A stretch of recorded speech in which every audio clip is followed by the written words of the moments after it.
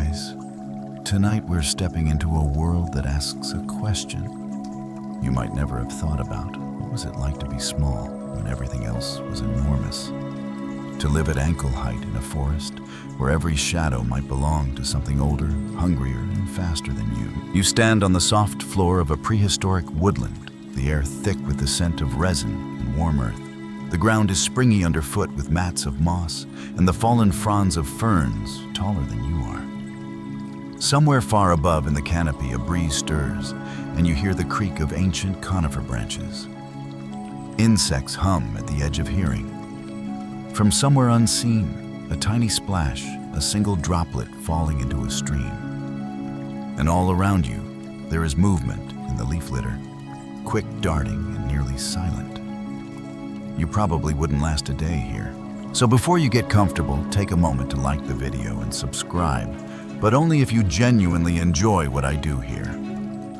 And if you're watching somewhere far away from me, let me know in the comments where you are and what time it is right now. Now dim the lights, maybe turn on a fan for that soft background hum, and let's ease into tonight's journey together.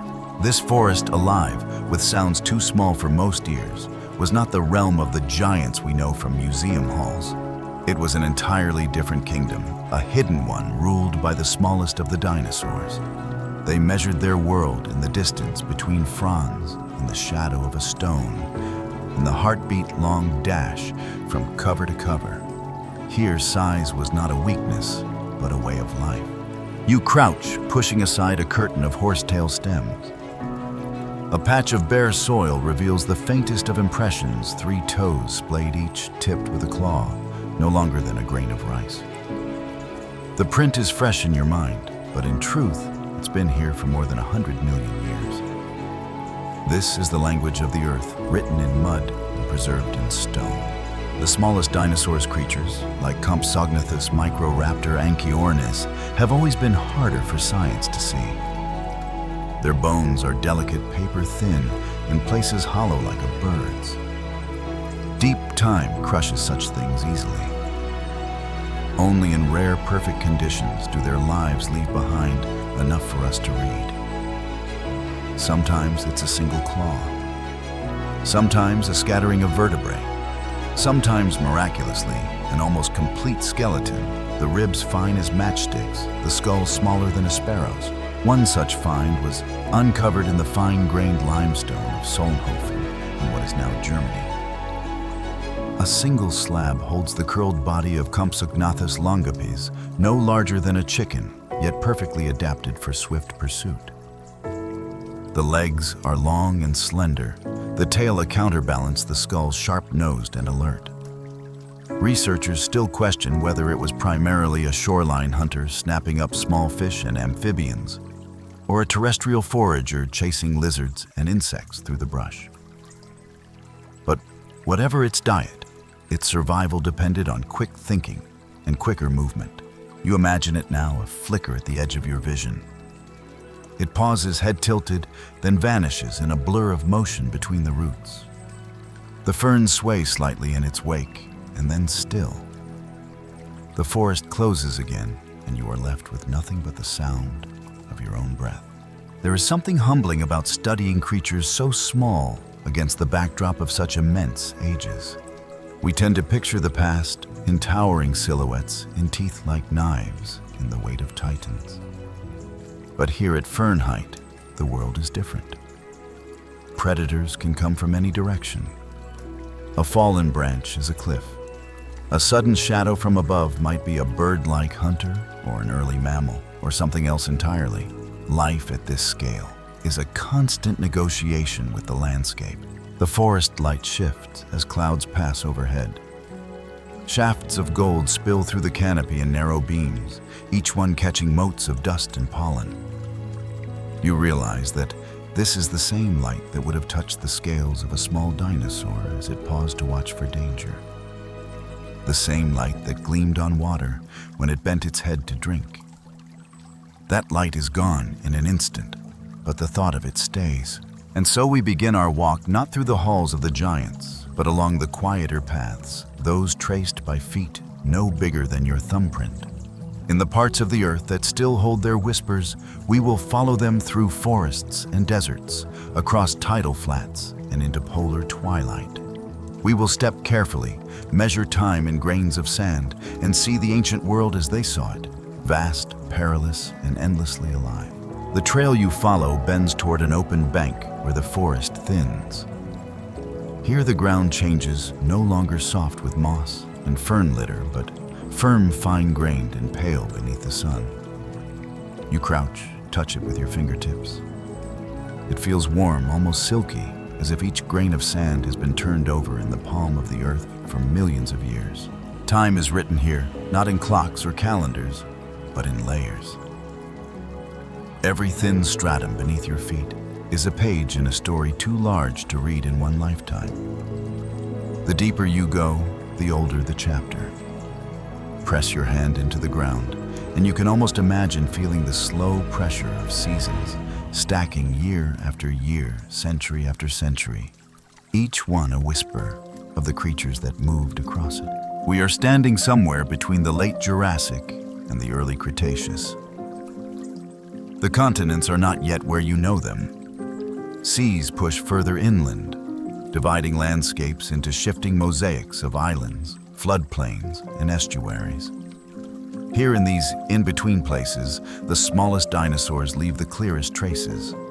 The mud and silt washed in from higher ground settles in thin, even sheets. It is in this softness that their footprints are pressed fragile depressions that will harden into stone. You see one now. 3 narrow toes, splayed forward, the middle claw slightly deeper than the others. No more than a child's thumb in length, yet its edges are sharp enough to catch the light. Nearby a second print, and then a third, offset at a strange angle. Researchers still question whether these belong to an early bird or a non-avian dinosaur. Enchiornis, perhaps, or something close to it. The difference here is less important than the connection each track of frozen breath and the long inhale and exhale of life's history. The floodplain around you is alive with details. Horsetails stand in green ranks along the water's edge. Cycads, their trunks rough and scaled, lift their crowns toward a sky crossed by drifting pterosaurs. In the shallows, small fish flash and vanish. The air is heavy, warm, and still, except for the occasional ripple of wind carrying the resinous scent of conifers. A flicker of movement catches your eye, something darting between the fronds. It's gone before you can focus, but you know it's there. Perhaps a Hesperonychus, cat-sized and patient, weaving between stems in search of insects. Perhaps something smaller, still no heavier than a handful of coins, yet entirely self-contained bones, feathers, breath, and purpose. Later you will see their fossils in glass cases. A slab of sandstone from China, so fine-grained it feels like pressed cloth beneath your hand, bearing the ghost of a body vertebrae. Like beads, limb bones so slender they seem drawn in ink. Each feather etched with lines so fine they could be mistaken for brushstrokes. One such specimen, Microraptor gui, shows the unmistakable arrangement of 4 limbs adapted for gliding, each edged with veins of feather. This was no mere curiosity. It was a blueprint for an entirely different way of moving through the world, and yet the record is incomplete. The smallest dinosaurs are notoriously absent from much of the fossil archive. Their bones vanish into soil, are crushed beneath the weight of geologic time, or are simply never exposed for us to find. We know they were there.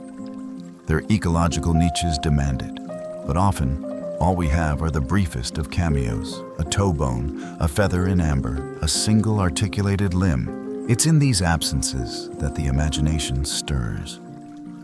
You picture a warm, overcast day, the floodplain shimmering with shallow pools. A tiny theropod pauses to drink, lowering its narrow muzzle to the water. Its reflection wavers and the ripples broken as the animal lifts its head. A few steps later, it leaves the shoreline, slipping into the cover of low ferns. The tracks it leaves behind will last a few hours before the next rain washes them smooth. But here, in the perfect convergence of luck and circumstance, one set will remain. It will be buried sealed and forgotten for 100 million years until the stone is split open and the print greets daylight again. The sun shifts, glancing off the water. You notice how the light changes the tone of the sand, bright gold, in one moment muted ochre the next. Light itself becomes a marker of time here, the same angle returning only once each day, each season, each orbit of the Earth. Multiply that by 10,000, by 1,000,000, by 100 million, and the layers stack like a slow, unending tide. You rise, brushing sand from your palm. The air is warmer now. Somewhere above, a pterosaur circles its shadow, passing briefly over the ground where you stand. In that instant, the present folds into the past. You are no longer just an observer, but a link, however brief, in the chain of all who have crossed this place. The river ahead beckons its bends, hiding new surfaces, new pages of the Earth's book waiting to be turned.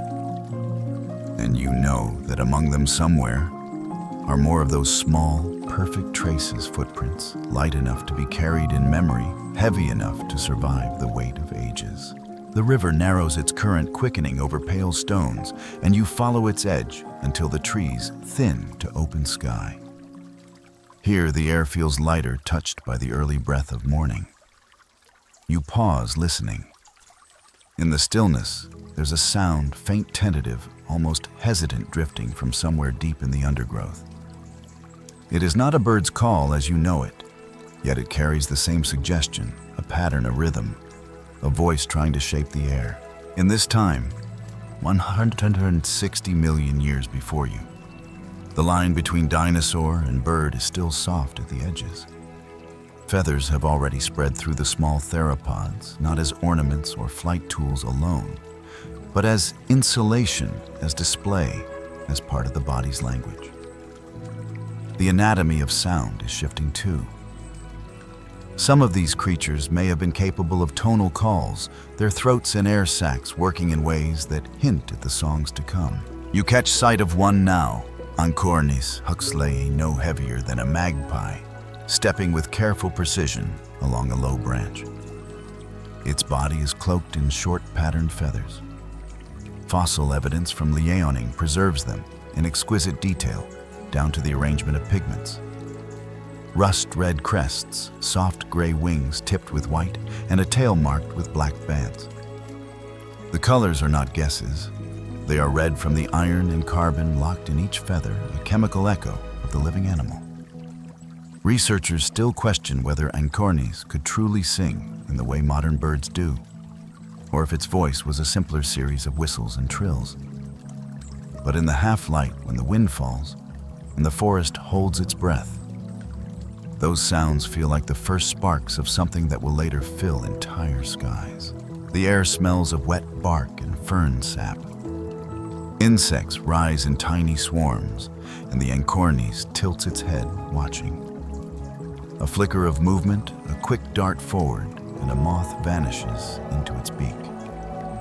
It hops to a higher branch, wings fanning for balance, feathers catching a beam of light like shards of molten copper. You follow its path upward, through the staggered tiers of conifer limbs until it vanishes into the green-gold canopy. The sound resumes a three-note pattern, soft but insistent, threading through the morning air. The fossil beds that tell us of Anchiornis' life are a marvel of preservation. Fine volcanic ash settled over lake margins in the early morning stillness, covering the fallen like pages pressed between sheets. In those layers, each feather barbule is outlined as if drawn with a single hair. Even the shape of the wing's leading edge, crucial for control and gliding or flapping, is perfectly preserved. And it is in these fine details that paleontology finds its poetry. Not in the monstrous scale of bone, but in the way a pigment cell smaller than a grain of dust can survive 100 million years to tell us what color a crest once was. You move deeper into the grove, where beams of sunlight strike the ground in shifting patterns. Somewhere overhead, Another small theropod moves this one, a Microraptor. Its four wings, feathered both on forelimbs and hindlimbs, catch the light in a sheen of iridescence. A single beat carries it from branch to branch, each landing as silent as a leaf's fall. Though we think of flight as the realm of birds, here in his sun, it is still experimental, different lineages testing different shapes. Some leading forward in time, others ending here in this very forest. Microraptor may not have sung, but perhaps it hissed or chattered or called in short bursts to its own kind. Even these rough sounds might have carried through the trees as the first drafts of a language that would one day become song. A breeze stirs, carrying the scent of damp soil and resin. In the hush, you imagine the morning chorus of this world, the rustle of fronds as small bodies move, the click of claws on bark, the dry rasp of insects, the thin, bright notes of a creature calling to another across the shadows. It is not music as you know it, but it is already full of structure, of intention. And from intention comes the possibility of song. The ground beneath you softens to loam dark and spongy. Low cycads give way to ferns that reach your shoulder. Each step releases the faint tang of crushed greenery. Overhead, the canopy breaks for a moment, and the sunlight falls in a golden square onto the forest floor. In that pool of light, something moves, not in haste, but with measured grace. A small theropod, unnamed in your mind, but certain in its purpose, stops to turn its head toward the sky. Its throat swells once, twice, and then a sound escapes high and clear, so sudden it catches in your chest. It is not the song of a nightingale, but it is its ancestor. A note from the deep past, still carried in every dawn chorus you've ever heard, and then it's gone. The forest folds back over the moment, and only the river's quiet breath remains. You walk unaware now that sound, just like bone, just like feather, leaves its own kind of fossil etched, not in stone, but in the memory of the world. Ahead, the trees grow denser again, and you catch glimpses of shadow along the shoreline. Something is moving there, quick, deliberate, with the fluid balance of a creature built for running. The path bends toward it, and you follow. The forest opens suddenly, and you find yourself at the edge of a quiet lagoon. The air is softer here, salted and cool, carrying the faint metallic scent of tidal water. Ahead, the surface lies still, except for the slow circles made by feeding fish.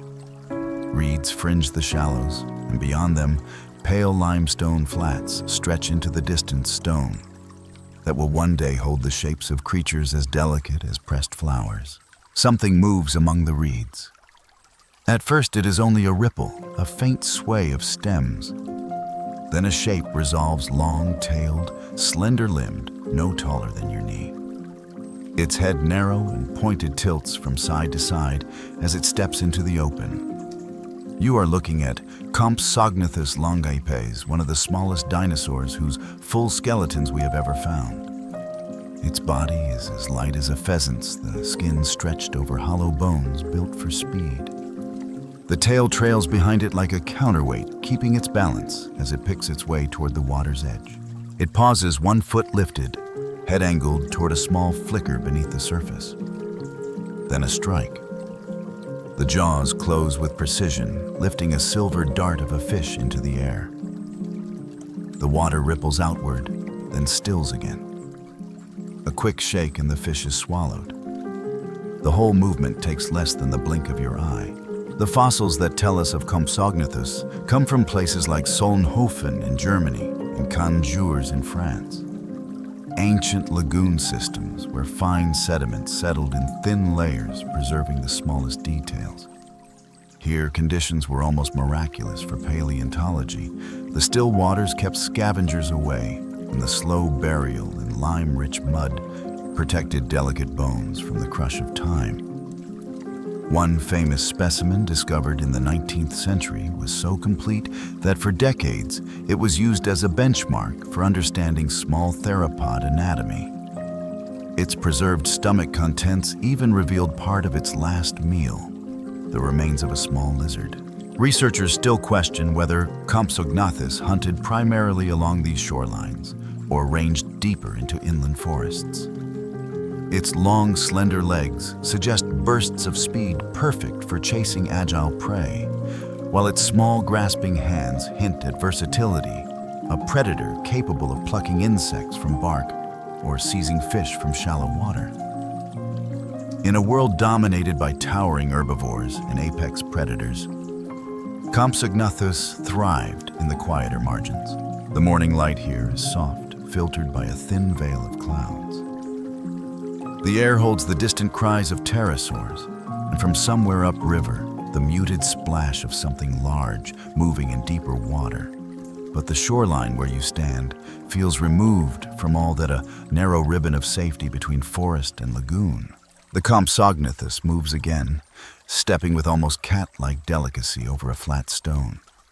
You notice how its toes spread slightly as it shifts its weight claws, leaving the faintest impressions in the damp surface. Each print is a mark that could, if fortune allowed, be covered in silt, hardened and kept until some future hand splits the stone to find it. It is not alone. A second Compsognathus emerges from the brush, smaller, perhaps a juvenile. It follows at a distance, head-lowered eyes darting from side to side. For a moment, their paths converge, tails nearly touching, as they step around a patch of tangled reeds. Then the larger darts forward, chasing something invisible to you and the smaller legs behind. The scene is so quiet, you almost forget how precarious life here is. Overhead, a shadow glides, broad wings, a hooked beak, eyes scanning the shore. In an instant, the Compsognathus freezes, head low, tail stiff. The juvenile melts into the reeds. The shadow passes uninterested, and the world exhales again. The hunter resumes its slow patrol, as if nothing happened. You kneel, tracing the damp line where the water meets the shore. It's here that land and lagoon trade gifts. Fish come too close. Plants drift downstream, insects skim the surface. For a small predator, it's an endless buffet if you know how to move quietly enough to take it. A gust of wind ripples the water, lifting the smell of wet stone and salt. You watch the Compsognathus move into the distance, each step light, precise, and deliberate. The reeds sway closed behind it, erasing its path. It strikes you then that this moment, so small and so easily overlooked, is exactly the kind of life deep time often forgets. We celebrate the giants because their bones can survive eons. But here in this lagoon margin is a reminder that much of Earth's history belongs to the light-footed, the quick, the almost invisible. Far ahead, the shoreline curves toward a thicket of conifers. Something darker moves among the trunks, not hunting fish, but gliding between shadows. You follow the bend where the reeds give way to open ground and catch your first glimpse of it. Feathers on all four limbs, black with a shimmer of blue in the light. The forest narrows here, and the air grows cooler. The water's voice fades, replaced by the soft hush of wind through needles. The Microraptor is waiting. You step from the open light of the shoreline into the cool dimness beneath the conifers. The air changes instantly, sharper, resin, heavy, touched with the faint spice of crushed needles underfoot. Your eyes adjust to the greenish gloom where shafts of sunlight pierce the canopy in thin, trembling columns. It is here in the high branches that the Microraptor waits.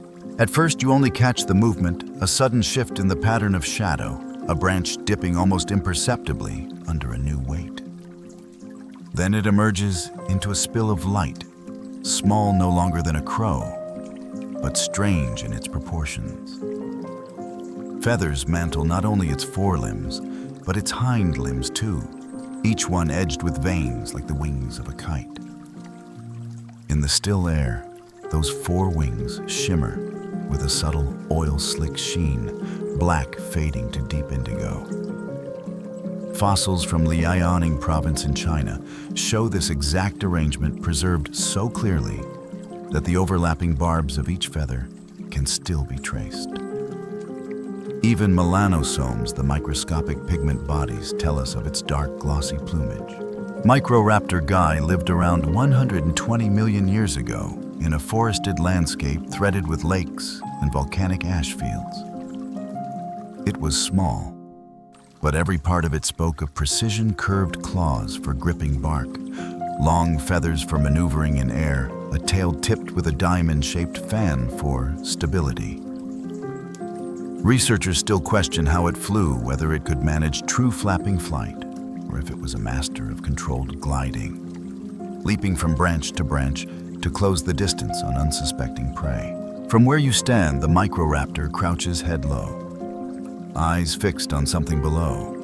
A faint chirring reaches your ears, an insect perhaps, or a small lizard basking on the moss. With a twitch of its tail, the dinosaur drops from the branch. For a heartbeat, gravity claims it. Then the four wings snap open, catching the air in a perfect X-shaped spread. It drifts silently, adjusting the angle of each feathered limb to thread between the trunks. The descent is neither rushed nor slow. It is deliberate, shaped by 100 million years of practice. It lands on the bole of a tree with the quiet precision of a hunting owl. The claws grip bark feathers, folding in a whisper. A quick strike and the prey is gone, swallowed in 2 efficient gulps. Then, without pause, the Microraptor launches upward, hopping and gliding to reclaim the canopy. The Liaoning deposits that revealed Microraptor's existence are among the most extraordinary fossil beds on Earth. Formed in the ashes of ancient volcanoes, they sealed entire snapshots of life in fine-grained stonefish. With scales intact, insects with their wings folded, dinosaurs with their last meal still in their bellies. One Microraptor specimen even preserves the remains of a small bird in its gut, proof that this glider's world was rich in aerial competition and opportunity. In the filtered forest light, you can almost see those possibilities at play. Each gliding path between branches is a decision: move toward a food source, evade a larger predator, seek a mate. The air is layered here, warmer, up near the canopy, cooler, closer to the ground. The Microraptor rides those invisible currents as if it can feel them through every feather. A sudden breeze ripples through the forest, and high above the Microraptor leaps again. This time it banks sideways, catching a shaft of sunlight that turns its plumage to molten blue. For a moment it hangs in perfect balance, all 4 wings, taut tail fans spread like a hand against the air. Then it slips from sight into the green shadows. You move on the forest floor, muffled under carpets of fern and moss. Every so often you glance upward, catching glimpses, a flick of a tail. The brief silhouette of spread limbs against a patch of sky. This is not a creature built to dominate the ground. Its world is a lattice of vertical space, each trunk and branch, another rung in a ladder without end. The quiet here is different from the lagoon's stillness. Their silence was broken by the water's breath, the reed's slow sway. Here it is the stillness of waiting, of patient eyes tracking movement of the unbroken line between predator and perch. You realize that the Microraptor is not just gliding for survival. It is gliding as a way of being, a language of motion that no longer exists in quite the same form. Somewhere ahead, the trees thin again, and a pale strip of open ground appears. The light grows warmer, tinged with the gold of late afternoon.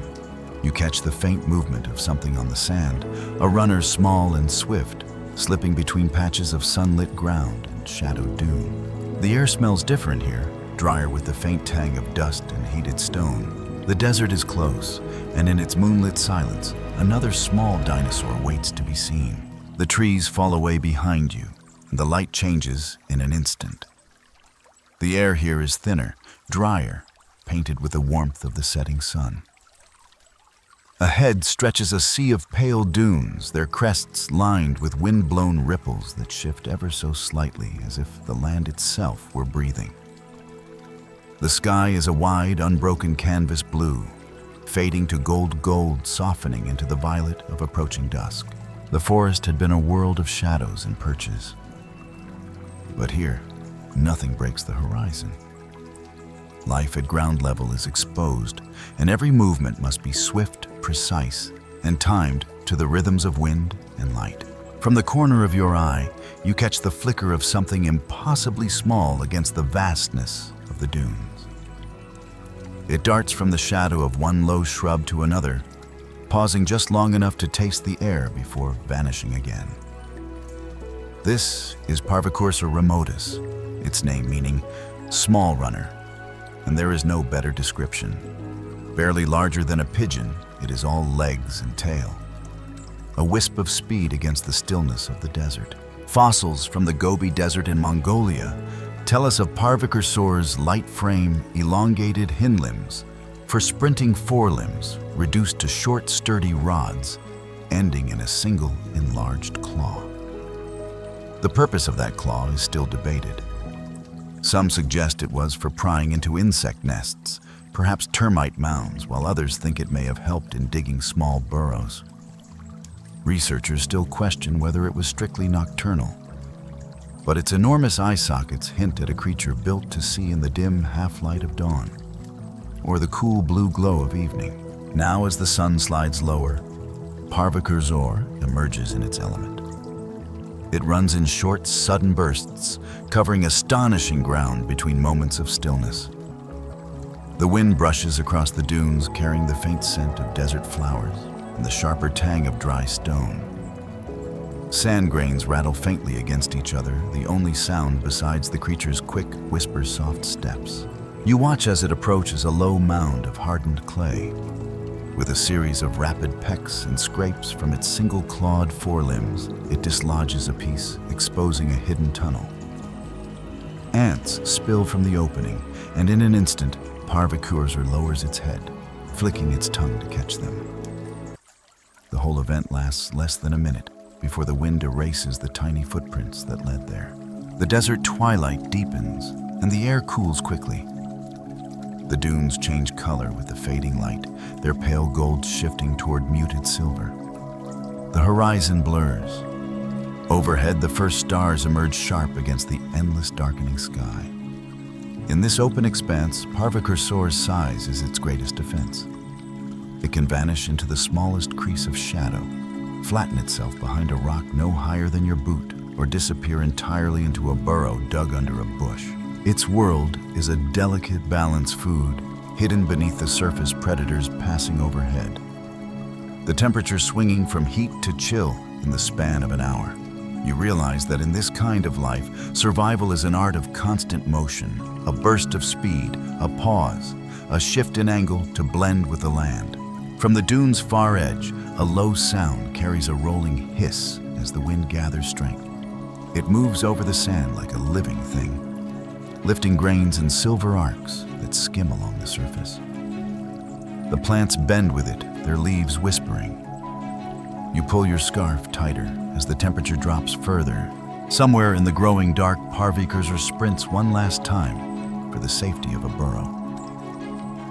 The night will belong to other hunters, owls, small predatory mammals, perhaps even larger theropods that still roam the desert margins. But for now, the little runner is safe.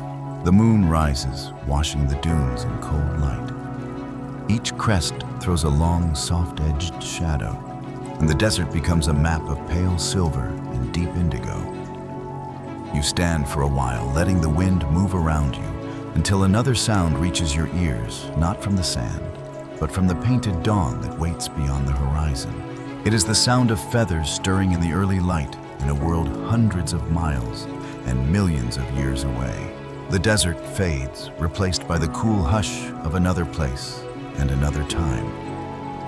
Mist hangs in the air so fine it clings to your eyelashes and beads on the moss at your feet. The light here is different, not the harsh gold of the dunes, but the soft blush of a morning just beginning. It is a world caught between shadow and color, where the day's first breath has yet to scatter the night completely. Through the thinning veil of mist, the forest reveals itself in silhouettes, conifers lifting tiered branches into the pale light. Low ferns unfolding their fronds, a tangle of horsetail stems rising from the damp earth. The air smells of wet bark resin and the faint sweetness of flowering undergrowth. Every surface seems to hold a sheen of moisture, as though the world was dipped in glass overnight. You hear it before you see it. The faint rustle of feathers brushing leaves, the patter of small feet on a slick branch. Then it steps into view. Anchiornis huxleyi, no larger than a pigeon poised in the half-light like a living ember. Its crest glows a muted red in the dawn, the feathers along its wings soft gray and tipped in white, the tail marked with crisp black bands. These colors are not imagined. They come from the fossil record itself, preserved in the iron-rich melanosomes trapped in each ancient feather. In a handful of Liaoning shale slabs, the past has kept its palette intact. Anchiornis moves with quick, precise motions, a tilt of the head, a flick of the tail as though measuring each step against the geometry of the branches. The claws curve delicately into the damp bark, keeping it steady even as it leans forward to peer at the forest floor below. Somewhere in the leaves, a beetle turns over, and the dinosaur's eyes sharpen, fixed on the tiny disturbance. Researchers still question the full extent of Anchiornis' flight ability. Its wings are well feathered, its legs feathered too. But the proportion of its limbs suggests short bursts of controlled descent rather than sustained flight. Perhaps it leapt from tree to tree, using its feathers as much for display and balance as for movement. The fossil evidence hints at a life lived between perches, neither fully committed to the air, nor bound entirely to the ground. The mist begins to lift, breaking apart into streams of pale light. Dew turns every spiderweb into silver wire. When Anchiornis hops to another branch, its feathers brush droplets into the air, each one catching a fragment of the rising sun. It pauses again this time to call a thin, clear sound. Not quite a song, more like the brief chirp of a modern wren. Yet even that small sound feels like the first brushstroke of a melody that will in another 100 million years fill whole landscapes. You move closer, your steps muffled by the damp loam. The dinosaur tilts its head toward you for a moment, eyes bright and unblinking, then returns to scanning the branches for prey. A quick movement, the snap of its head, and a moth is gone. It swallows without ceremony, tail flicking once before it shifts position again. In the fossil beds, Anchiornis is a miracle of detail. Even the soft, downy contour feathers along its body are preserved, their barbs visible under magnification. You can see the layering that gave its wings structure, the subtle curve of each primary feather where it met the bone. It is as if the shale held its breath for 100 million years, only exhaling when a careful hand split the rock. The sun clears the horizon, and the forest changes with it. Light filters through in warm bands, setting the red crest of Anchiornis aglow like a coal.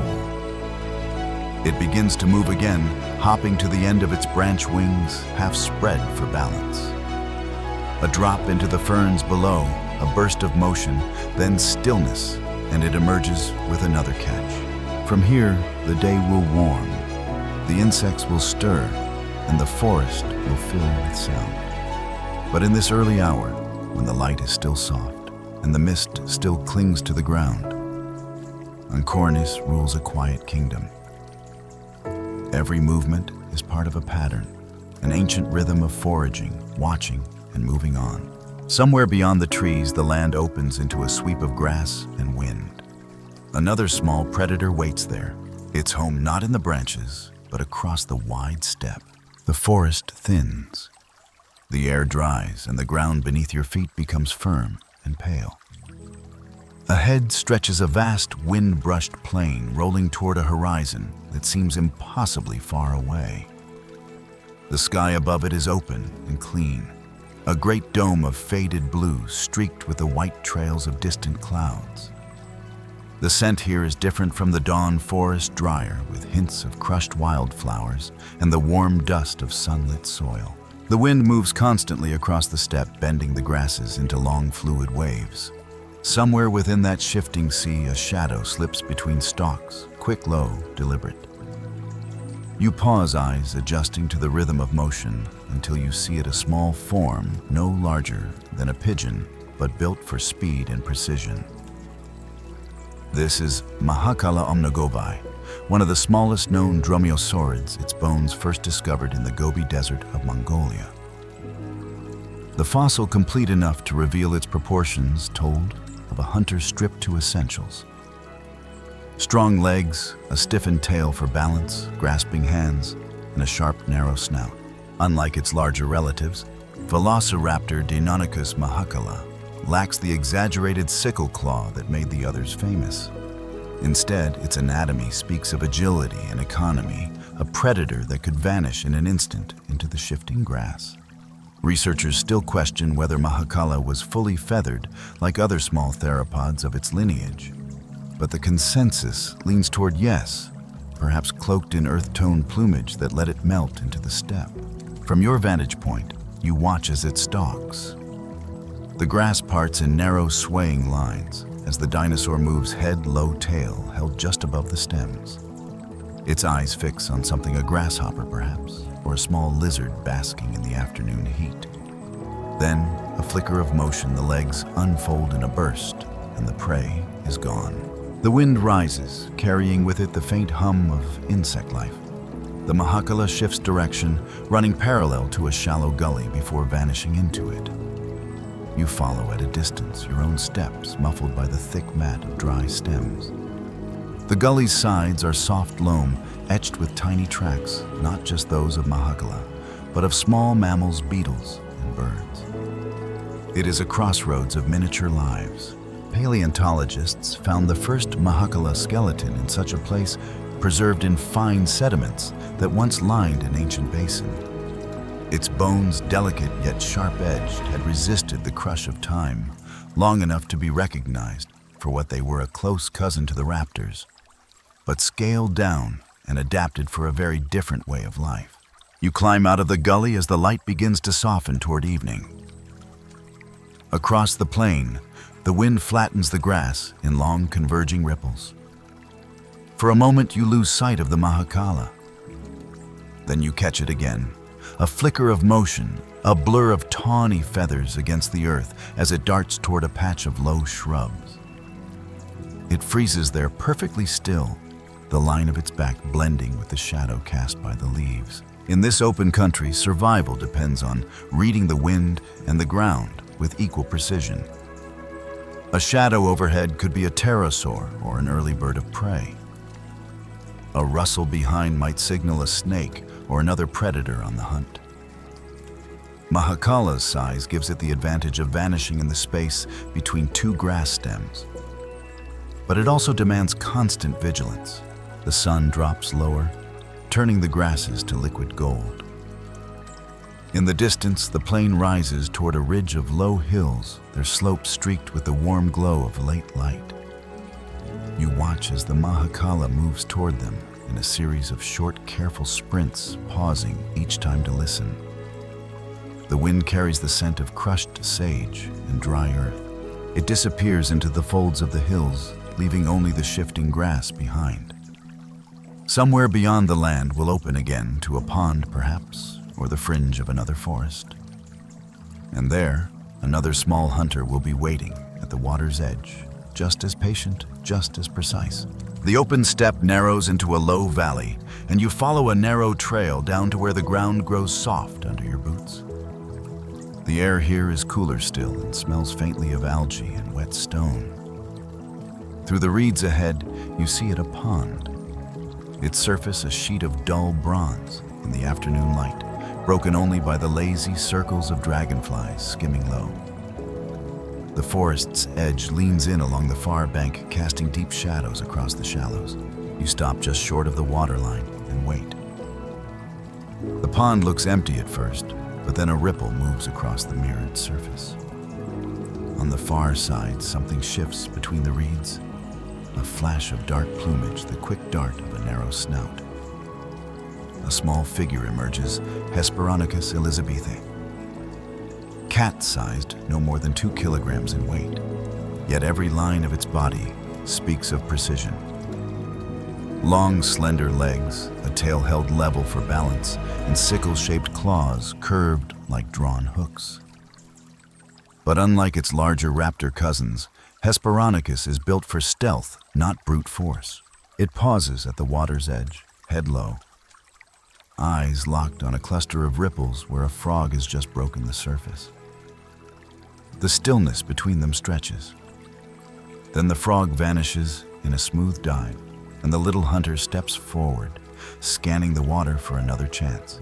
Fossils of Hesperonychus are rare, found in the late Cretaceous rocks of what is now Alberta, Canada. The sediments there, once part of an ancient river delta, preserve delicate bones in fine detail. Among them, paleontologists uncovered the smallest adult raptor skeleton ever found in North America. Researchers still question whether Hesperonychus was primarily a ground hunter, or if it climbed low vegetation to ambush prey. Its lightly built frame could have served either purpose, depending on the opportunities its habitat offered. You watch as it turns from the water to patrol the narrow strip of mud along the bank. Each step is careful claws sinking slightly into the soft ground, leaving a line of sharp little prints. Dragonflies lift away from the grass at its passing, their wings flashing like chips of glass in the sun. One lingers too low, and in a blur, Hesperonychus snaps it from the air, the insect vanishing between its jaws in an instant. The pond's surface reflects the shifting light as a breeze moves through the reeds. The sound is a soft, steady hush, like fabric drawn over wood. Somewhere beyond the far shore, you hear the faint croak of another frog, and the raptor's head tilts toward the sound, its pupils narrowing. The longer you watch, the more you see the pond itself as a crossroads. Here, water draws in the small lives of the Cretaceous insects. Amphibians, tiny reptiles, early birds. For a predator like Hesperonychus, each edge, each ripple is a possible trail to follow. It moves with the slow assurance of something that knows this ground by heart. A heron-like shadow passes over the water, one of the wading birds that share the pond. The Hesperonychus freezes, blending perfectly with the reeds until the shadow moves on. Then it resumes its slow circuit of the bank, disappearing briefly into the grass before emerging closer to you. From here you can see the fine outline of feathers along its forearms and tail, catching the light in muted browns and golds. They are not for flight, but for balance, insulation, and perhaps even display. The tail especially is a counterweight, twitching subtly with each shift in direction. It stops again, this time at a shallow inlet where the water barely covers the mud. Tiny fish scatter at its approach, their bodies flashing silver in the sun. The Hesperonychus lowers its head as if considering, then steps lightly into the water. For a moment it stands perfectly still, and then a quick strike. When it lifts its head again, a small fish struggles in its jaws, flipping and twisting until it is swallowed whole. The sun drops lower and the pond begins to change. The light takes on a copper tone, the shadows deepen, and the air cools. The dragonflies settle higher in the reeds, the frogs grow quieter. The little raptor makes one last circuit of the bank, then slips back into the grass, vanishing so completely that you wonder if you imagined it. But the prints in the mud remain a record in miniature, sharp and fresh, until the next rain blurs them into the pond's memory. Beyond the reeds, the land opens into a dry, sandy rise. The evening air there will carry a different scent, and somewhere in that shadowed landscape, another small hunter waits for night to fall. The pond fades behind you, its coppery surface swallowed by the reeds, and the path turns toward higher, drier ground.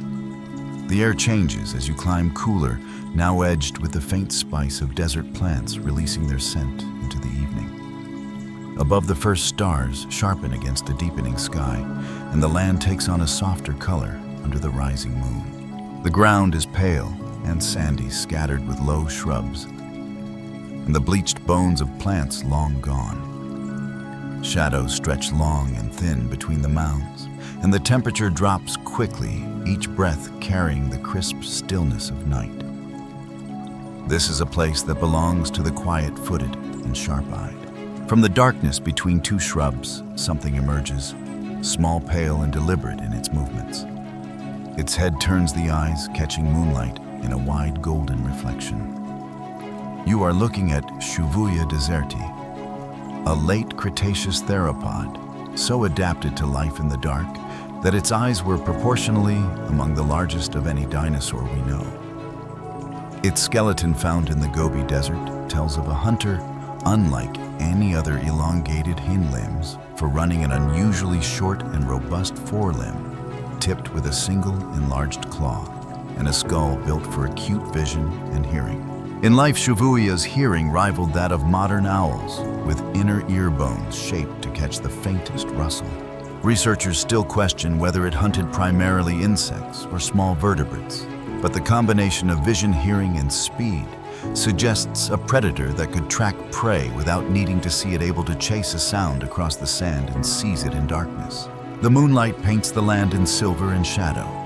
Shuvuya moves low to the ground, pausing every few steps to tilt its head, as if listening to something just below the surface. A faint, dry crackle follows the sound of beetles or crickets shifting under a crust of sand. The dinosaur leans forward, then, with a sudden burst, begins to dig. Sand sprays in quick arcs from its single-clawed forelimbs until the noise grows louder, then stops altogether. A quick strike of the head, and the prey has gone into its narrow jaws. The wind moves softly across the shrubs, carrying the faint chime of dry stems knocking together. Somewhere in the dark, a larger predator calls low and distant. The Shuvuya freezes, listening. When the sound fades, it resumes its patrol, its feet leaving barely a trace on the cool sand. The Gobi Desert, where its fossils were found, was not so different from this arid open, with life clustered around whatever water and shelter the land could offer. The preservation of Shuvuya is a gift of that dryness. Bones delicate as reeds have survived in fine detail, along with impressions of soft tissue and the tiny hollows in the skull that anchored its sensory organs. You follow it at a distance, the sand cool beneath your boots, the night air so still you can hear your own breathing. Every movement of the dinosaur is careful, efficient, a life tuned to the margins where energy must be spent wisely and quickly. It stops again, head turned toward a low rise, then darts forward, vanishing into the shadow on the far side. The silence here is deep, broken only by the whisper of insects and the far-off shifting of sand. You realize that Shuvuya's world is not defined by the vastness of the desert, but by the small, moving pockets of life it can sense and reach. It lives not in miles, but in moments. Each hunt, each shelter, each passing shadow, a single chapter. A faint breeze rises, and the moonlight slides across the sand in a slow, shifting glow. Somewhere beyond the ridge, the land will drop into thicker cover, ferns and cicadas gathering where underground water meets the surface. In that shadowed green, another small theropod waits, its body built for maneuvering in the narrow corridors of undergrowth.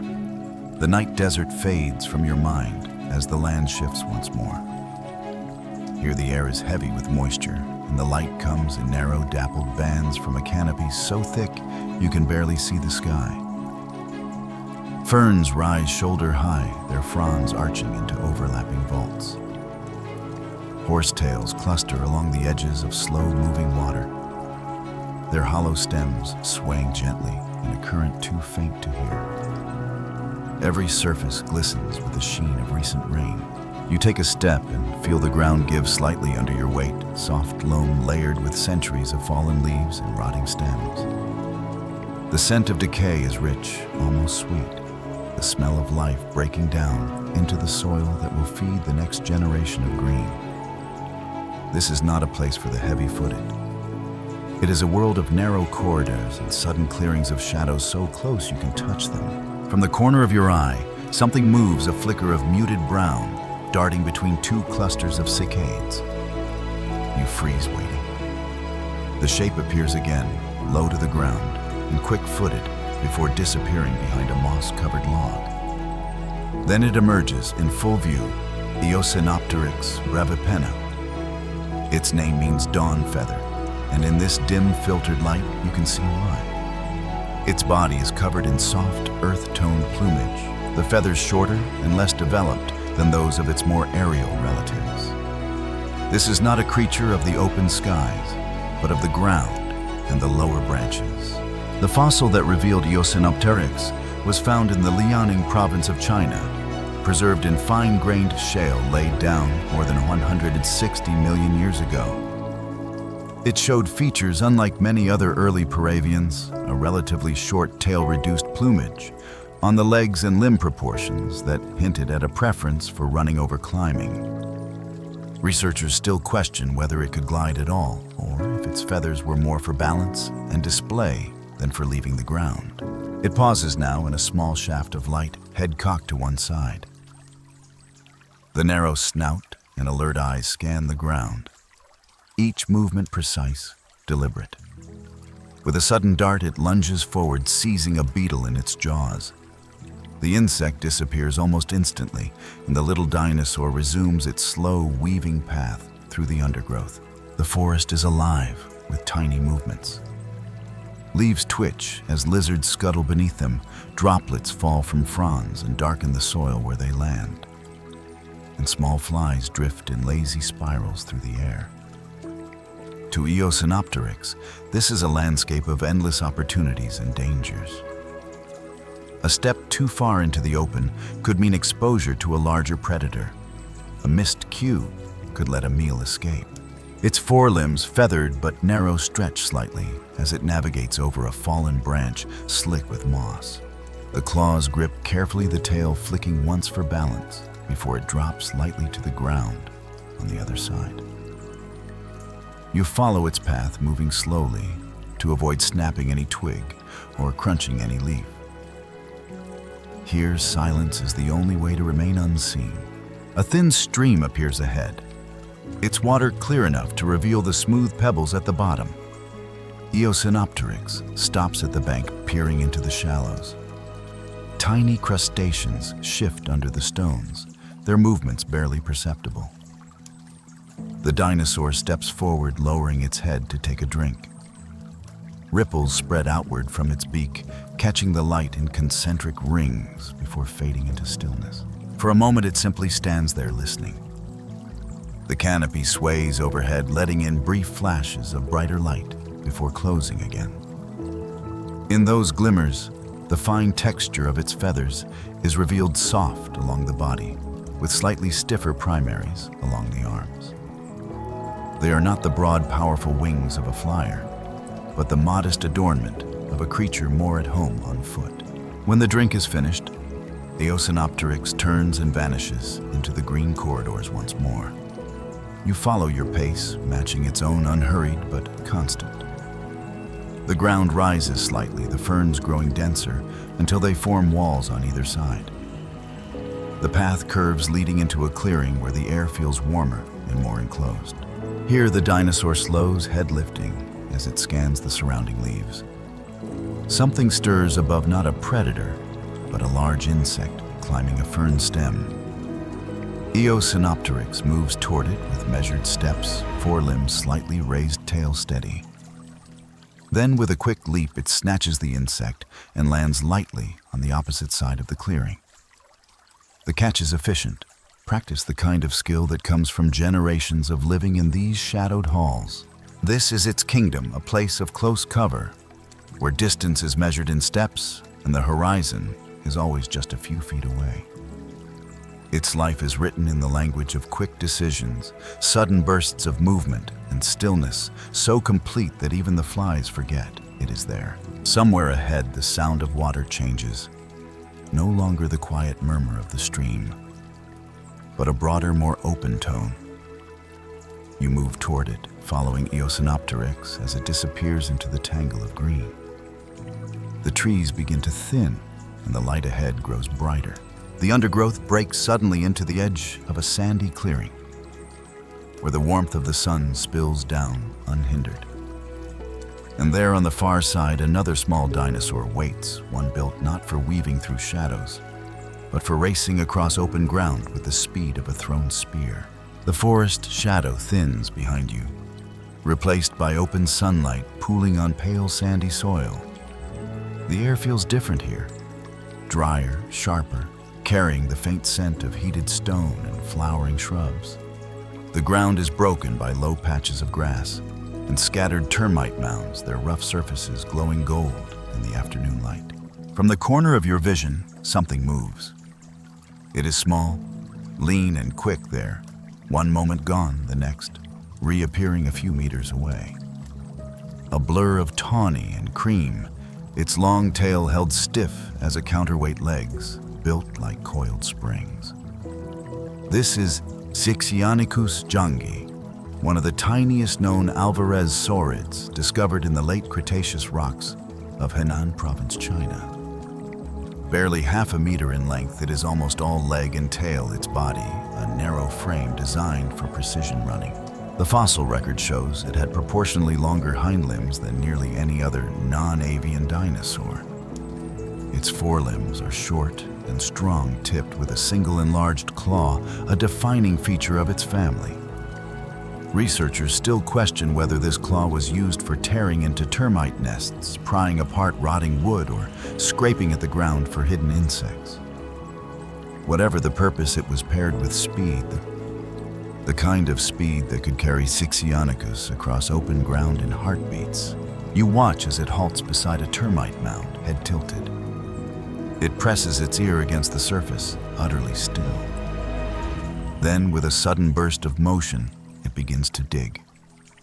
The claw works like a chisel, breaking apart the dry surface with rapid rhythmic strikes. A thin trickle of termites spills out, and in seconds the dinosaur is feeding quick flicks of the head, snapping up its prey, before retreating a few steps to scan for threats. The open ground here is both advantage and danger. From this vantage, Compsognathus can see predators coming, but it can be seen just as easily. The only safety is speed, short explosive sprints to cover each path chosen in an instant.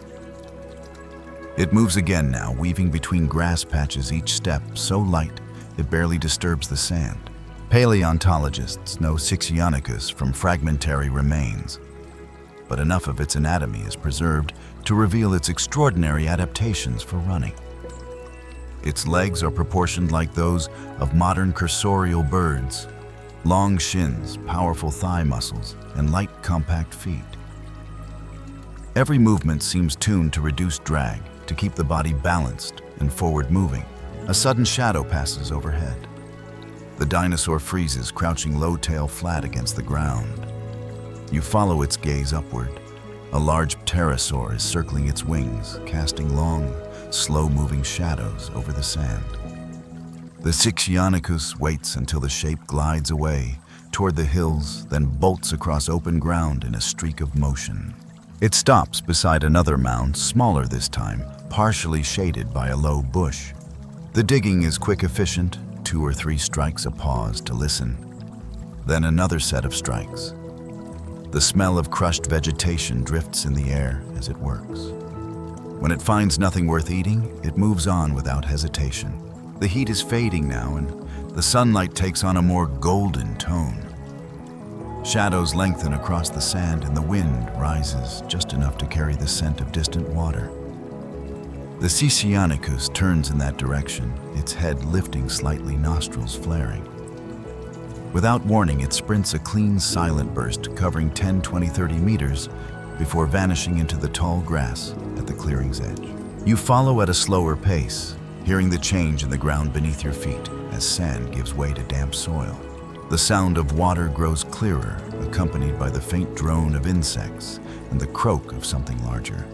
The grass parts ahead, revealing the mirrored surface of a shallow wetland glowing in the low light. In this new environment, a different kind of small dinosaur waits.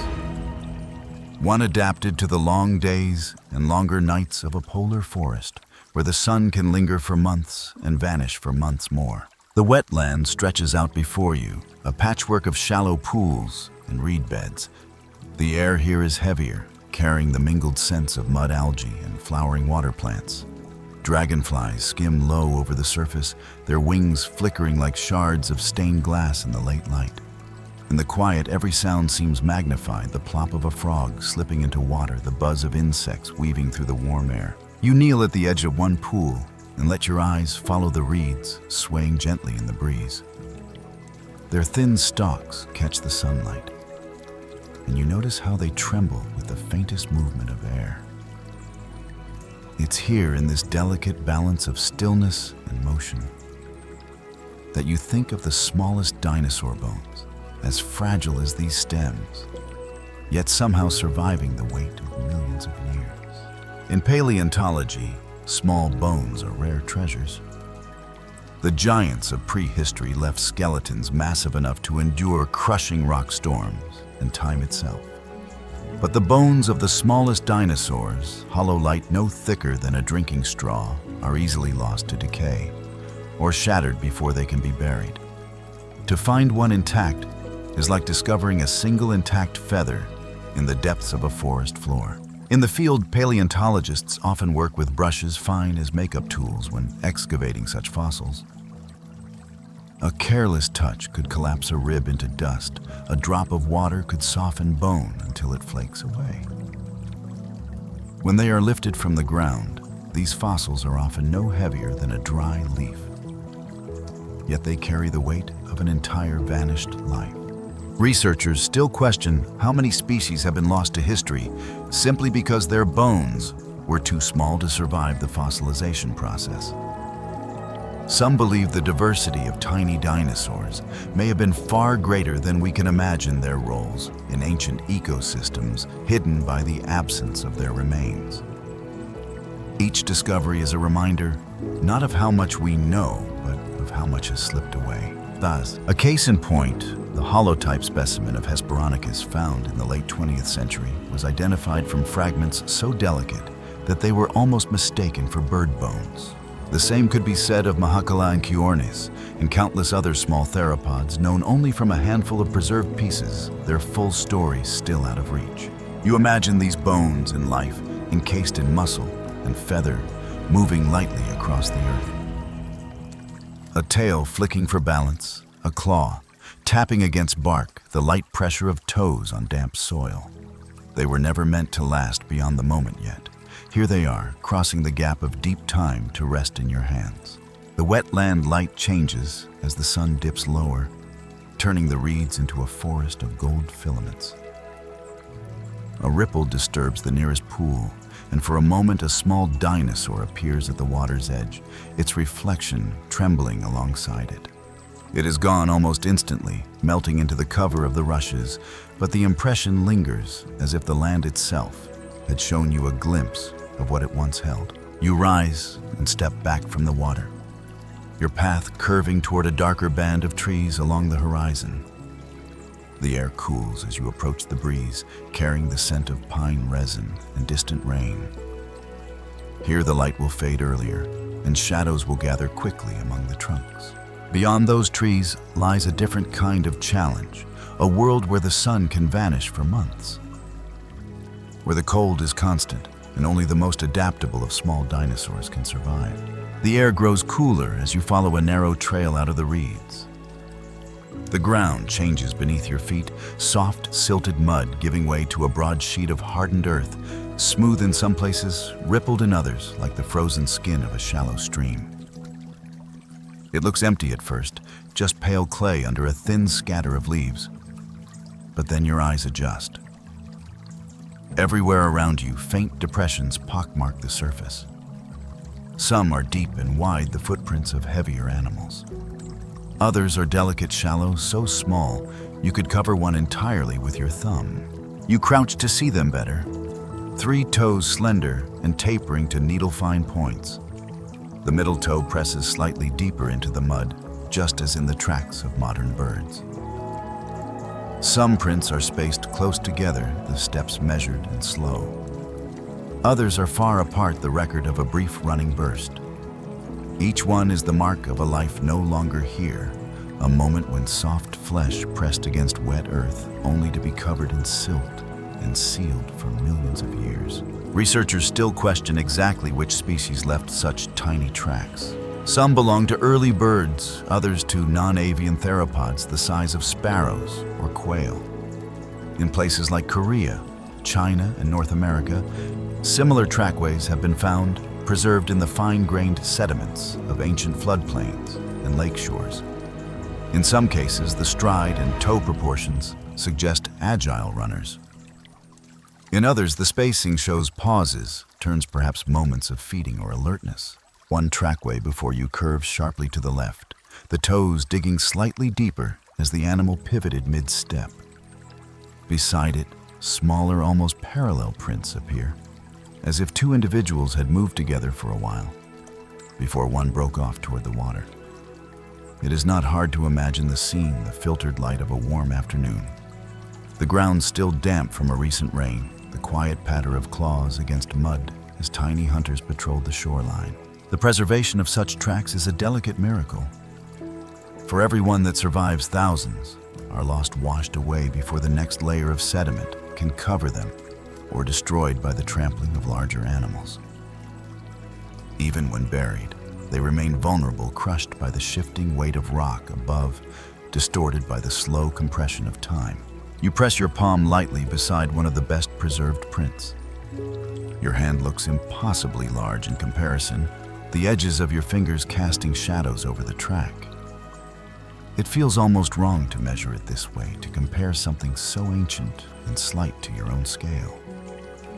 The animal that left it lived entirely in a world where size was an advantage, where being small meant moving unseen, eating little and slipping into spaces no predator could reach. The late light makes the shallow prints glow with a faint warmth, their edges sharp against the surrounding clay. As you move along the trackway, the prints lead toward the darker band of trees ahead. There, the ground changes again, the clay giving way to loamy soil, and the tiny steps disappear under a drift of leaves. You pause at the edge of the trees. Somewhere beyond this point, the land will change more dramatically. The days will shorten, the temperature will fall, and the vegetation will take on the character of another world entirely. A polar forest where the sun might vanish for months and return only to hang low in the sky. You take a last look at the trackway behind you. It is a thin thread across the Earth's memory, yet it feels unbroken, as if you've been walking in time with it since the first step. Then you turn toward the deeper shadows where the cold air waits. The trees close around you in tall, straight ranks, their trunks dark with resin and shadow. The air is crisp here, almost sharp, carrying the faint scent of pine mixed with the mineral tang of frost. Underfoot, the ground is soft, with layers of old needles, their orange-brown carpet muting your steps. Above the canopy filters the low light into long, slanting beams, each one catching particles of dust and tiny flakes of snow drifting in the stillness. You have entered a forest far to the south or far to the north, depending on the age of the world. In the late Cretaceous polar regions were not the frozen deserts we know today. They were cool, damp forests, alive with conifers, ginkgo, and ferns, yet still locked into the long, slow rhythms of polar light. Months of pale daylight, followed by months of soft darkness. Life here had to adapt not only to cold, but to the strange pulse of the year itself. From between the roots of a fallen tree, a small figure emerges. It moves quickly, darting over the needle-strewn ground, then pausing to tilt its head and scan the shadows. Its body is feathered in mottled browns and grays, blending perfectly with the forest floor. Its size is small, no larger than a modern blackbird. Yet its proportions mark it as a dinosaur-long tail, for balanced, slender snout and limbs poised for sudden bursts of movement. Paleontologists have found evidence of small theropods in polar fossil beds in Australia and Antarctica. Delicate bones preserved alongside the remains of freshwater fish and plants that could only grow in seasonal light. Some specimens suggest year-round residency, not migration, meaning these animals endured the long polar nights in place, feeding and sheltering through the darkness. Researchers still question how they kept warm, whether their feathers trapped enough heat, or if they huddled in groups using the forest cover as insulation against the cold. The little dinosaur before you hops onto a low mound of moss and freezes. A thin rustle nearby betrays the movement of an insect under the leaf litter. The head tilts, eyes narrowing, and then a quick dart forward, a jab of the snout, and the prey is gone. It swallows and resumes its quiet patrol, weaving between patches of snow and clusters of ferns. The light here is unlike any you've seen before. Even at midday, the sun never climbs far above the horizon. Its rays are long and soft, turning the forest into a place of muted gold and deep shadow. In winter, this light will fade entirely, replaced by a dim blue glow that lingers for weeks or months, depending on the tilt of the planet at the time. Survival in such conditions demands a flexible rhythm, periods of intense activity during the brief daylight, balanced by careful energy use in the long hours of dusk. Food must be found in the open, but the risk of exposure is greater when every movement shows against the snow. This is a land where being small is both a shield and a gamble. You follow the little dinosaur's path until it vanishes into the hollow of a fallen log. The opening is lined with dry needles, perhaps carried there as shelter. The inside is warm compared to the air outside, and it smells of resin and damp wood. You can imagine several of these creatures sharing the space, their combined body heat enough to hold back the cold through the long night. Beyond the log, the forest slopes downward toward a frozen stream. Its surface is clear in places, showing trapped leaves and pebbles beneath the ice. A thin layer of snow edges the banks, marked by a trail of tiny footprints, three-toed narrow. Each one pressed just deep enough to catch the last light of the day. The polar sun is setting now. Though it has barely risen, its glow lingers low among the trees, painting the trunks in amber light before slipping away. In that fading warmth, you feel the persistence of life, your small bodies moving through great cycles, each step a quiet defiance against the extremes of their world. Ahead, the forest floor grows wetter, the needles giving way to patches of soft mud. The prints here are fresh, leading toward the sound of slow-moving water. Somewhere at the river's edge, another story is waiting to be traced in the earth.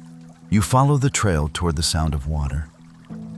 The air grows damper, the cold giving way to a softer, earthier warmth. The ground here is dark with moisture, covered in a thick mat of decaying leaves and the flattened stalks of last season's growth. Small rivulets twist through it all, each one no wider than your hand. Their surfaces broken by the slow drip of meltwater from overhanging roots. The forest changes in these low places, where the canopy parts just enough to let in light ferns, cluster in dense, shoulder-high thickets.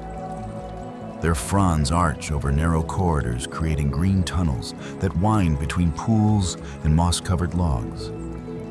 The air under these arches is still warmer by a degree or two, and heavy with the scent of damp vegetation. It's here that movement catches your eye, a faint sway of fronds, too deliberate to be the wind. You kneel, holding still.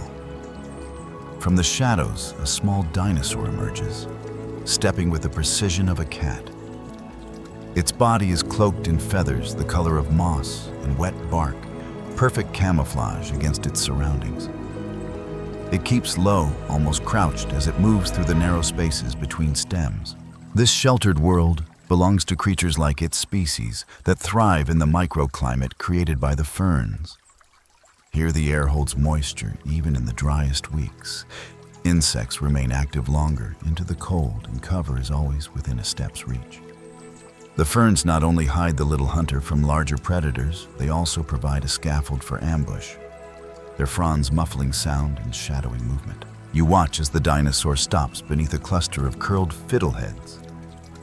Its head tilts upward, eyes fixed on a beetle clinging to the underside of a frond. The stalk bends slightly as the animal rises on its hind legs, forelimbs reaching out. A quick grasp, and the beetle vanishes between its jaws. The frond springs back, scattering droplets of water into the air. Fossil evidence from similar habitats suggests that small theropods often exploited dense plant cover for both hunting and nesting. Impressions of fern fronds have been found alongside delicate trackways, the prints spaced irregularly, as if the animal wove in and out of vegetation. Researchers still question whether some species built their nests in these green enclosures, using cut fronds as lining, or simply chose the shelter for the warmth and safety it offered. The dinosaur moves on, stepping carefully over a thin stream. You notice how its tail remains lifted, just above the water, perfectly balanced, never dipping to touch the surface. It pauses at the bank, scanning the shallow pool for signs of life. A ripple passes across the water, the faint disturbance of something moving beneath the surface. The little hunter waits motionless until a small amphibian rises for air. Then in one swift movement, it strikes, pulling the prey to the bank where it swallows it whole. The sun, low as it is in this polar forest, filters through the gaps in the canopy and catches on the mist rising from the wet ground. In the shifting light, the ferns glow faintly, their edges traced in gold. The dinosaur's plumage blends so well that it seems to dissolve into the green when it stops moving. You follow its path until the fern cover thins, giving way to a patch of more open ground. Here the forest floor is dotted with fallen branches, each one carpeted in moss. Beyond them lies a sandy bend in the river, its surface broken by the slow passage of driftwood. It is at such edges where water meets cover that another form of preservation begins. Not the living shelter of fronds, but the slow, resinous work of the trees themselves. The river bends, narrowing between two stands of ancient conifers. Their trunks rise straight and high, bark furrowed deep with age. The air here smells different, sharper, almost sweet, the scent of resin, slowly seeping from cracks in the bark. Some of it drips in clear beads, catching the light like droplets of honey, before hardening into small golden teardrops along the trunk. You pause before one such tree. Its lower bark is studded with resin that has darkened over the centuries, turning from clear gold to a deep amber brown. Within some of these hardened shapes, you see faint shadows, trapped bubbles, bits of leaf, the thin legs of ancient insects. And in the rarest pieces, the unmistakable pattern of feather filaments. Fossilized amber from the late Cretaceous, discovered in places like Myanmar and Canada, has revealed feathers in extraordinary detail. Some belong to early birds, others to non-avian dinosaurs. Delicate barbs and barbules preserved exactly as they were in life, down to the microscopic structures that once gave them color and sheen. One famous specimen even shows a small curved tail vertebra still attached to the plumage, confirming it belonged to a tiny dinosaur, not a bird. A breeze stirs the canopy, and you imagine how it might have happened here. A small dinosaur, perhaps hunting among the branches, brushes against a bead of resin. A feather catches and is pulled free, settling into the sticky droplet. Days pass. More resin flows, sealing the feather inside, isolating it from decay. Weeks become years, years become centuries, until the resin hardens into amber and the forest itself becomes memory. Researchers still question whether the feathers found in amber were shed naturally or lost during a struggle.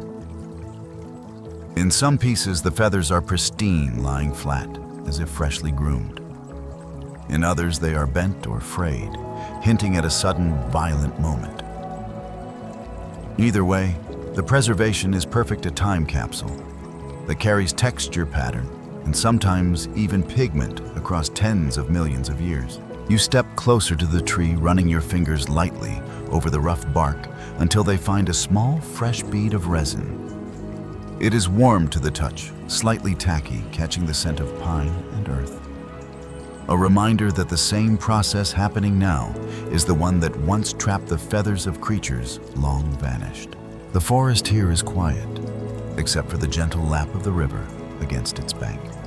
Sunlight slips through the branches in narrow beams, each one striking patches of amber in the bark, making them glow from within. It is easy to see how the ancient world could be preserved here, not in the slow compression of stone, but in the fragile perfection of resin. Along the bank you find a fallen branch, half buried in moss. Embedded in its curve is a lump of amber no larger than your thumb. Inside, a tiny insect hangs mid-crawl, its antennae frozen in a pose of alertness. The details are so sharp you could almost imagine it moving again, if only the amber would release it. Amber is a different kind of fossil record, one that captures not bones, but moments, where stone holds the structure of a creature. Amber holds its surface, its smallest adornments, the traces of its last action. For small dinosaurs whose fragile bones are so rarely preserved, these fragments of feather are sometimes all we have to prove their presence. The light shifts as clouds pass overhead, casting the forest into deeper green. The resin beads dull in the shadow, their glow fading until you move closer.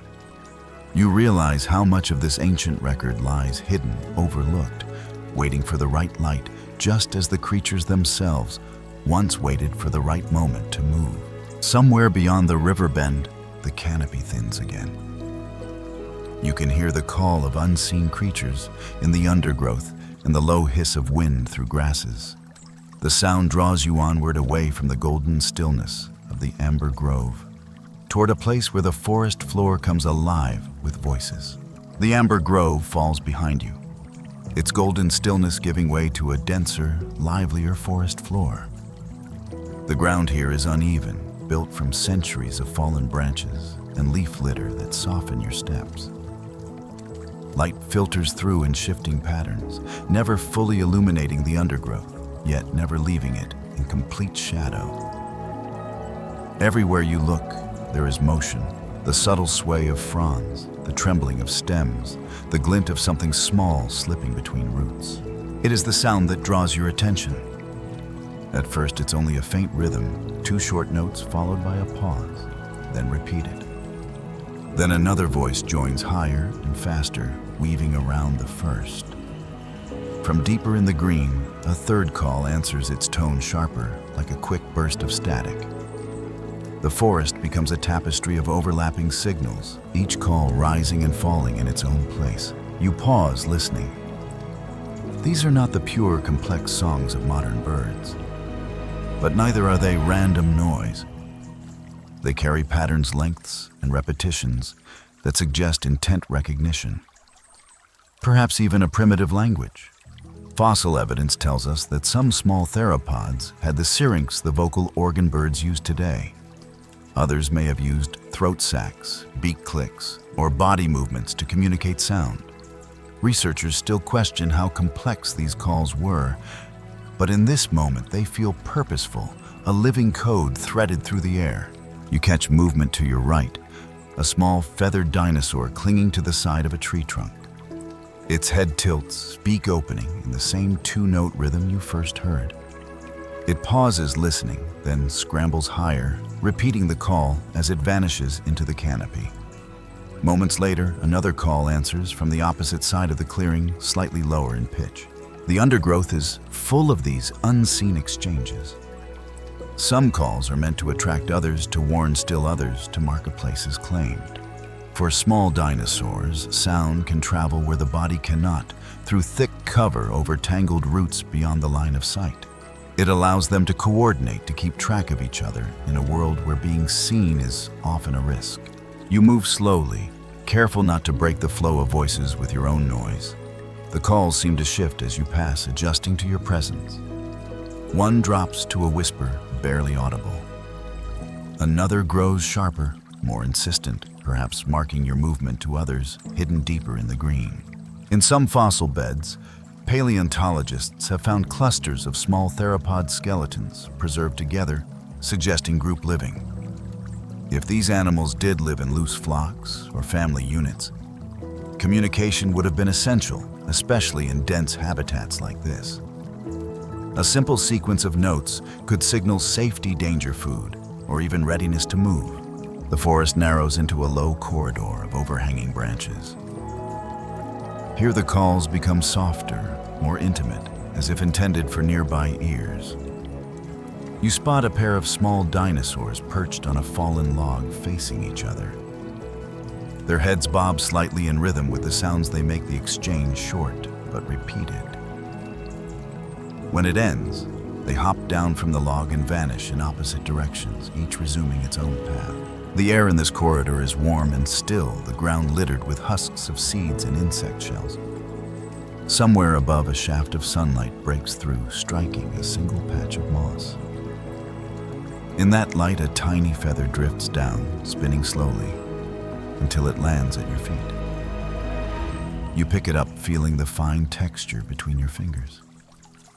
It carries no sound yet. It feels like part of the same language, a message left in a different medium. The calls begin to fade as you move on, replaced by the distant murmur of running water. Ahead, the forest opens slightly, and the air carries a cooler scent. The change in tone is subtle, but you sense it the way voices shift when moving from the close intimacy of the undergrowth to the broader acoustics of an open bank. Somewhere at the edge of that bank, the light will change again. And in that open space, the songs will give way to a different kind of story. One written not in sound, but in movement, shadow, and the careful steps of a predator watching from the dappled light. The murmur of water grows stronger until it threads through every breath you take. You step out of the thick undergrowth and into a shallow clearing where light falls in shifting speckled bands. Above you, the canopy opens just enough for the sun to strike the river. In glinting fragments, each ripple carrying a fleeting shard of gold downstream. The air here feels cooler, drawn along by the steady pull of the current.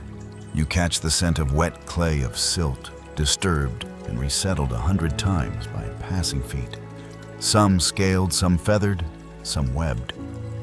Tracks crowd the bank, crossing and overlapping thin, three-toed prints no longer than your thumb. Delicate claw marks pressed into the damp earth. The faint tail drags of something moving low and careful. A shadow moves at the edge of vision, not the dart of a small hunter, but the slow, deliberate shift of something watching. On the far side of the river, partially obscured by reeds, a predator waits. It is not large, not by the standards of its age, perhaps no taller than your knee, but in this world of little lives, it is a giant. Its body is lean, the feathers along its arms tinged with rust and ochre blending into the soil. One eye catches the light, a small bead of gold set in darkness. Researchers still question whether small predatory dinosaurs hunted by sight alone or relied equally on sound and smell. Here the answer seems to be in the stillness, the way it holds its position, tracking the subtle movements along the opposite bank. Even in water barely knee-deep, the risk of crossing too soon is high. The current hides stones, sudden drops, the places where a misplaced step can end a hunt. The predator lowers its head slightly, testing the air. A ripple disturbs the surface, not from it, but from the near bank. You follow the movement and see a cluster of tiny bird-like dinosaurs picking at the silt, their beaks snapping at small insects caught in the water's edge. Their plumage is muted, the colors of river stones and faded leaves, and their feet press careful imprints into the clay. One of them pauses, head lifting sharply. A soft click echoes a signal, or perhaps just an instinctive sound of awareness. The others freeze for a moment, their bodies aligned in quiet attention. Then, without any visible cue, they shift upstream away from the crossing point, their steps leaving fresh lines over the older prints. The hunter waits longer, perhaps knowing that patience often yields more than pursuit. In some fossil-rich floodplain deposits, paleontologists have found predator and prey preserved mere inches apart, as if caught in an eternal moment of this same tension. The balance between hunger and survival, etched into stone. The river itself is a living thing here. It does not roar, It hums, carrying with it fragments of the forest's life, a leaf loosened from its stem, a dragonfly's husk, a pebble smoothed by 100 seasons of flood and drought. You watch as sunlight glances off the scales of a small fish near the shallows. It flicks away at your shadow, vanishing into the deeper blue beneath a root. At the water's edge, you crouch and touch the clay. It is cool, malleable, holding the stories of every creature that has passed. The prints near your hand tell of more than one recent crossing, some fresh, still sharp-edged, others softened by rain and the slow settling of the bank. You imagine these records being buried, pressed, transformed over millions of years into the fossils that future hands might uncover.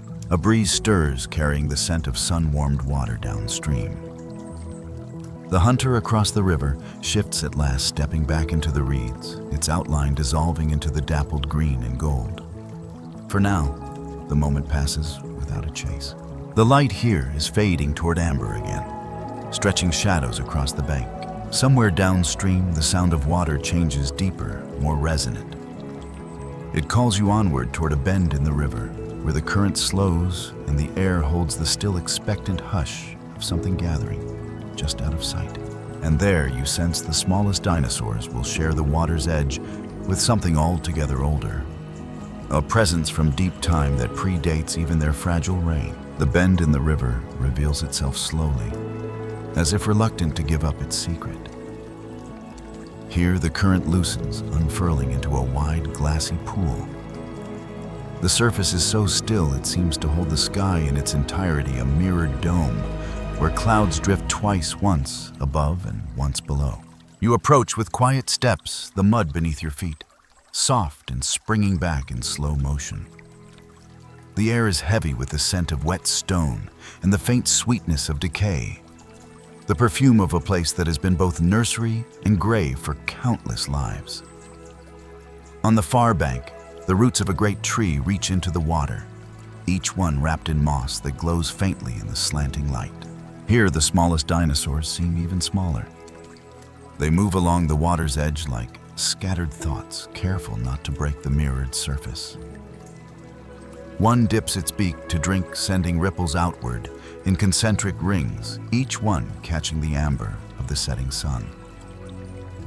Another pauses, head tilted, watching a dragonfly hover just above the pool, its wings a blur of sunlight, its reflection trembling in the water.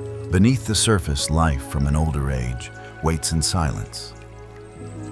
A shadow glides by, wide, slow, patient, the shape of an ancient turtle, its shell carrying the weight of 100 seasons.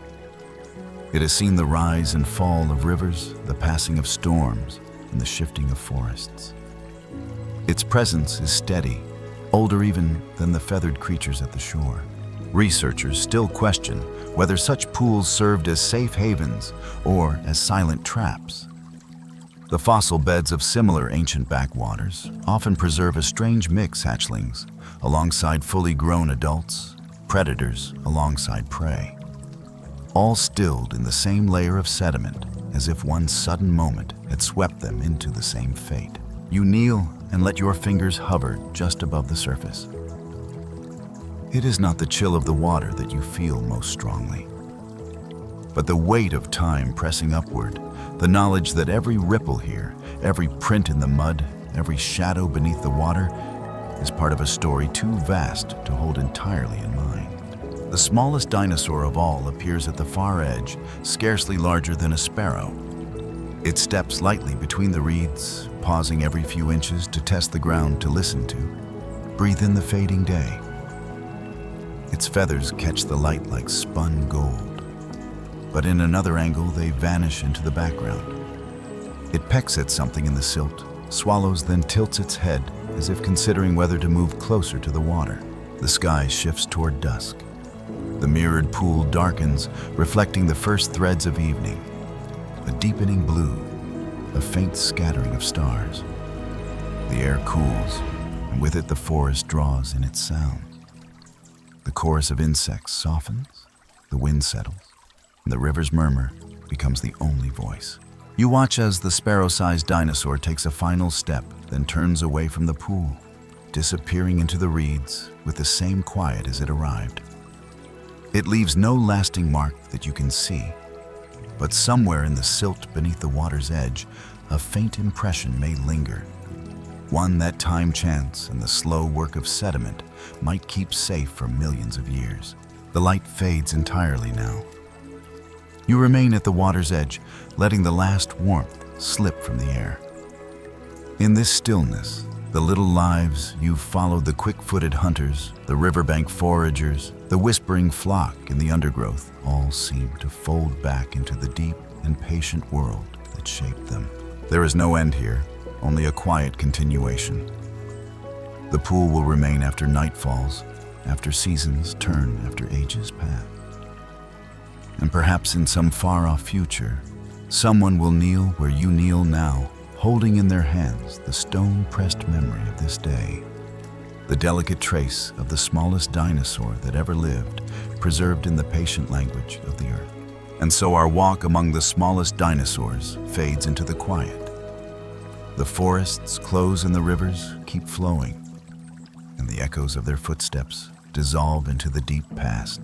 If you've enjoyed this journey into forgotten worlds, please consider subscribing to the Lost World Files, where each night we explore another hidden chapter of Earth's story. Like the fossils buried in stone, these stories wait for someone to find them. And that someone could be you. So thank you for keeping me company in the ancient dark. Until our next journey together, sleep well, dream deep, and keep listening for the echoes of a lost world.